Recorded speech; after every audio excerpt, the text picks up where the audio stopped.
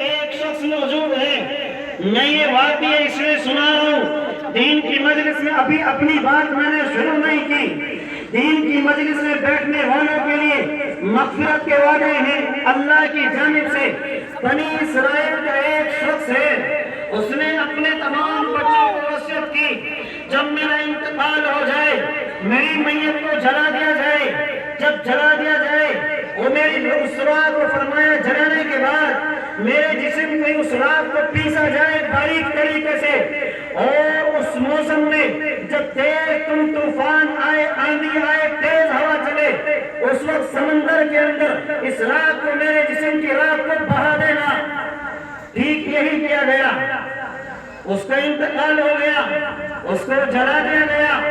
جلانے کے بعد اس کو راکھ کرا گیا اور اس کو پیسا گیا، پیسنے کے بعد جب تیز آندھی چلی سمندر کے درمیان اس راکھ کو بہا دیا گیا، اللہ رب العالمین نے اس راکھ کے تمام اجزاء کو ایک جگہ جمع فرمایا، اس کو بدن بنایا، اس کو جان ڈالی، اللہ نے اس کی روح ڈالی، اور اللہ نے اس بنی اسرائیل کے شخص سے پوچھا، اے میرے پیارے بندے، قل یا عبادی الذین اسرفوا علی انفسہم، اللہ فرماتے ہیں اے میرے نبی ان سے کہہ دو اے میرے پیارے بندو، کیوں تم اپنی جانوں پر ظلم کر رہے ہو؟ ہاں ہم گناہ کرتے ہیں، ہم الٹے عیب کرتے ہیں، ہم نشوں کے اندر مبتلا ہیں، جوا کرتے ہیں، شراب پیتے ہیں، ہم کسی پر ظلم نہیں کر رہے، ہم اپنے اوپر ظلم کر رہے ہیں۔ میرے پیارے بندو کیوں تم اپنے اوپر ظلم کر رہے ہو؟ فرمایا تم اپنی جانوں پر ظلم کر رہے ہو۔ آگے فرمایا ان اللہ یغفر الذنوب جميعا،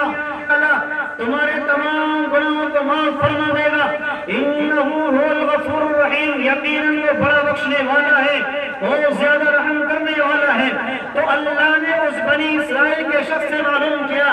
میرے پیارے بندے تم نے ایسا کیوں کیا؟ آخر کیا وجہ تھی کہ تم نے اپنے بچوں کو وصیت کی مجھے جلا دیا جائے، رات کو پیسا جائے، سمندر میں بہا دیا جائے، تو یہ کیا حق تھا؟ کیا تجھے معلوم نہیں تھا یہ قدرت مجھے حاصل ہے کہ میں دوبارہ اس کو میں دوبارہ اس کو بنا سکتا ہوں، جمع کر سکتا ہوں؟ اللہ ہی ہے جس نے پیدا کیا، اللہ ہی موت اور زندگی کے مالک ہے۔ وہ بنی اسرائیل کا شخص رونے لگا، فرمایا یا اللہ ساری زندگی میں نے سوچا